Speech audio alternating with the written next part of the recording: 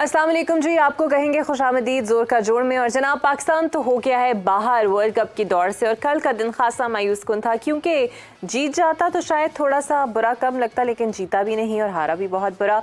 लेकिन अब चूंकि वर्ल्ड कप के मैचेस अब सेमीफाइनल की टीमें सामने आ चुकी हैं, तो आज जो सबसे टॉप पे टीम है सेमीफाइनल्स खेलने वाली इंडिया, उसका मैच जनाब चल रहा है नीदरलैंड से। अब तक 223 रन 3 खिलाड़ी आउट पर इंडिया बना चुका है। तो हाफिज साहब मेरे साथ मौजूद है। हाफिज साहब, आज तो वैसे प्रैक्टिस मैच ही है इंडिया का, नवा मैच है उनका इस वर्ल्ड कप में और 8 मैचेस वो जीत कर यहाँ तक पहुँचे हैं। और आज भी जिस अंदाज में उन्होंने अपनी इनिंग्स का आगाज़ किया शुभमन गिल ने और रोहित शर्मा ने, तो उससे ये लगा नहीं कि वो किसी भी तरह से इस टीम को दूसरी टीमों से मुख्तलिफ या हल्का ले रहे हैं या ये मैच उतना ज़्यादा संजीदा नहीं ले रहे हैं। उसी संजीदगी के साथ उसी अंदाज के साथ जिस अंदाज में उन दोनों ने ये बैसियत ओपनर वर्ल्ड कप खेला है, उसी अंदाज के साथ उन्होंने अपनी बैटिंग का आगाज़ किया। और अगर हम अभी जो 5-6 मैचेस अगर इनके देखते हैं ना, तो पहले 10 ओवर्स में जो पावर प्ले है पहले, उसमें इन्होंने 3 मैचेस में मेरा ख्याल 90 से ज़्यादा रन स्कोर किए हैं। तो आप यहीं से उनकी हिकमत अमली का और उनकी अथॉरिटी का अंदाज़ा कर सकते हैं। तीनों ही हाफ सेंचुरीज क्रॉस कर चुके हैं। हाँ, ठीक है। तो किस अंदाज में वो पहले 10 ओवर्स का इस्तेमाल करते हैं। अब लोग ये इसके ऊपर सोचेंगे कि ऐसा क्यों है कि उन्होंने इब्तदाई 10 ओवर्स का फ़ायदा उठाने की हिकमत अमली क्यों इख्तियार की। देखें, ये 50 ओवर्स का मैच है। इब्तदाई 10 ओवर्स में अगर वो फ़ायदा उठाते हैं तो उनको पता है कि जब हम आउट होंगे लेकिन अच्छे रन रेट के साथ होंगे, तो बाद में आने वाले वैसे नहीं खेल पाएंगे, क्योंकि 50 ओवर्स पूरे खेलने हैं। तो वो थोड़ा सा स्टेबिलिटी की तरफ जाएंगे, रन रेट थोड़ा नीचे आएगा, लेकिन इतना नीचे नहीं आएगा कि टीम के ऊपर दबाव आए। 9 के रन रेट से वो आहिस्ता खेलेंगे भी, तो भी 6-7 के इर्द गिर्द घूमते रहेंगे। फिर एक और फेज़ आता है जहां से वो दोबारा इसको ऊपर लेकर जाने की कोशिश करते हैं, तो उसमें भी वो कामयाब रहे हैं। तो आपको एक पूरा मेथड नज़र आता है बैटिंग का। ऐसा नहीं है कि आपको गदगा शॉट्स नज़र आते हैं, आपको अंधाधुंध बैटिंग नज़र आती है।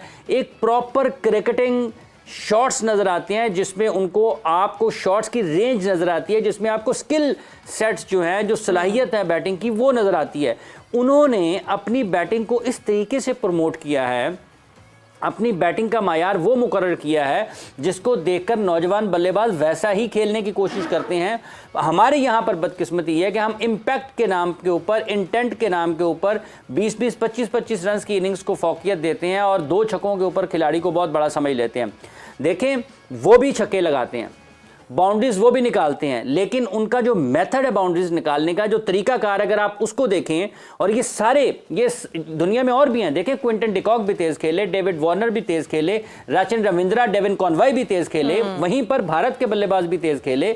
तो आपको इन सब की शॉट्स में या इनकी सेंचुरीज में या इनके बड़े रन में एक चीज़ का मुश्तरक नजर आती है, एक कदर मुश्तरक है, और वो ये है कि इनके पास शॉट्स की रेंज है।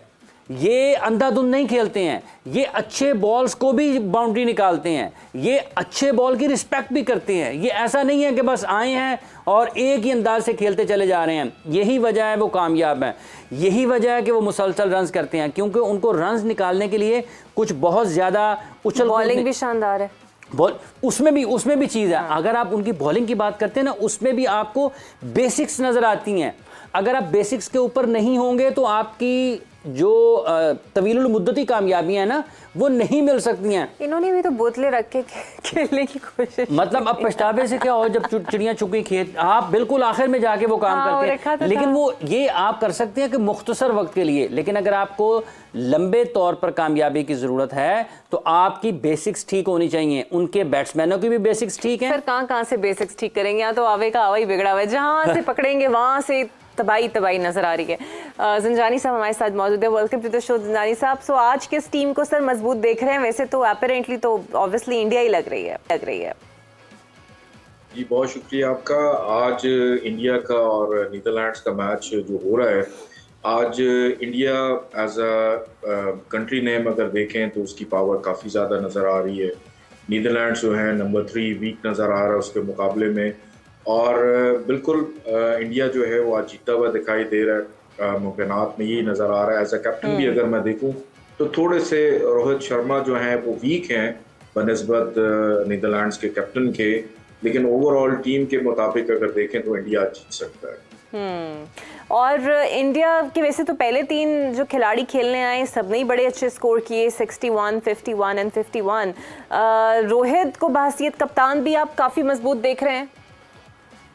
बिल्कुल, रोहित शर्मा बहसीत कैप्टन जो हैं जब बॉलिंग में आएंगे तब थोड़े से वीक या कमज़ोर नज़र आते हैं, और ओवरऑल डे जो है वो आज इंडिया के डे बहरहाल दिखाई देगा। As a captain Rohit Sharma strong हैं। जब से ये टूर्नामेंट शुरू हुआ आप देख रहे हैं कि नाकाबिले शिकस्त वो रहे हैं, लेकिन सेमीफाइनल के अंदर अब इंडिया का मुकाबला जिस टीम के साथ है वहाँ पे थोड़ी सी खतरे की घंटियाँ ज़रूर बज रही हैं।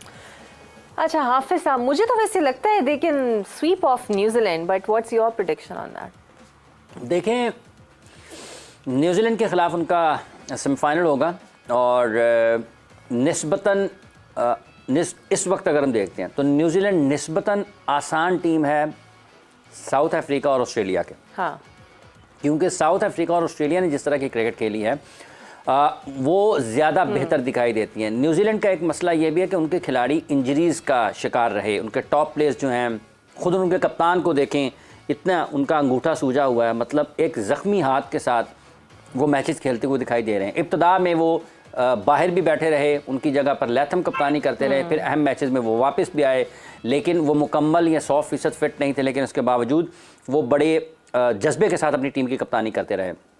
न्यूजीलैंड की टीम निस्बतन आसान टीम है उनके वसाइल को देखते हुए साउथ अफ्रीका और ऑस्ट्रेलिया की। इंडिया को जो सबसे बड़ा फ़ायदा हो सकता है, अब चूँकि सेमीफाइनल में है, कोई भी टीम यहाँ से अपने वर्ल्ड कप की फतह से 2 मैचेस की दूरी पर है। न्यूजीलैंड 2 मैच जीते, न्यूजीलैंड वर्ल्ड कप जीतेगा। ऑस्ट्रेलिया जीते, साउथ अफ्रीका जीते, इंडिया जीते, जो भी 2 मैचेस जीतता है वो फाते आलम है। और इंडिया को फ़ायदा न्यूजीलैंड के ख़िलाफ़ सिर्फ ये हो सकता है कि एक, उनके टॉप प्लेयर्स सारे के सारे बड़ा अच्छा परफॉर्म कर रहे हैं इंडिया के। उनकी जो फास्ट बॉलिंग है या जो उनके बॉलर्स हैं, जो उनकी पूरी की पूरी पेस बॉलिंग अटैक है, जिसमें स्पिनर्स भी शामिल हैं, जिसमें फास्ट बॉलर्स भी शामिल हैं, वो विकेटें लेके दे रहे हैं। उनको इस वर्ल्ड कप में कहीं भी रन ज़्यादा नहीं हुए। उन्होंने 50-50, 60-60, 80, 100 से पहले दुनिया की अच्छी टीमों को इस वर्ल्ड कप में आउट किया।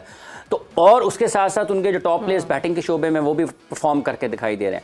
फिर वो उनके होम ग्राउंड है, क्राउड है। आप देखेंगे जब सेमीफाइनल होगा बहुत ही कम लोग होंगे जो कि उनकी मुखालिफ टीम को सपोर्ट करते हुए नजर आएंगे। गो के ये कोई बहुत ज़्यादा बड़े मैचेस में बड़े खिलाड़ियों के ऊपर इन चीज़ों का असर नहीं पड़ता, क्योंकि यहाँ तक पहुँचने के लिए वो ऐसे हालात से मतलब दर्जनों मरतबा गुजर चुके होते हैं। लेकिन ये सारी चीज़ें बहरहाल कहीं ना कहीं उन खिलाड़ियों को एतमाद ज़रूर देती हैं। और जिस तरीके से उन्होंने ये सारा वर्ल्ड कप खेला है, इन सारी टीमों में से अगर सबसे बेहतर क्रिकेट हिकमत अमली के एतबार से, क्रिकेट की बेसिक्स के एतबार से, अथॉरिटी के एतबार से, गेम प्लान के हिसाब से आप उसको देखें कि कप्तान के बर वक्त फैसलों के एतबार से, तो स्पॉट ऑन रहे हैं ना जो वो इंडियंस रहे हैं।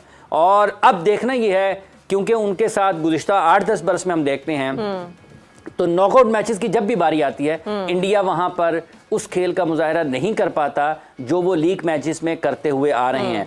आज भी अगर आप इंडिया चले जाएं, आखिरी मैच वो इस वक्त खेल रहे हैं, तो किसी से भी पूछेंगे ना, किसी से भी पूछ लें, उसको सबसे बड़ा धड़का खतरा यही लगा रहना है कि सेमीफाइनल में क्या होगा, और अगर सेमीफाइनल जीत जाते हैं तो फाइनल में क्या होगा। सबसे बड़ा धड़का उनको उस वक्त तक यही है कि वहां क्या होगा, जब तक कि वो अपना टूर्नामेंट खत्म नहीं कर लेते हैं।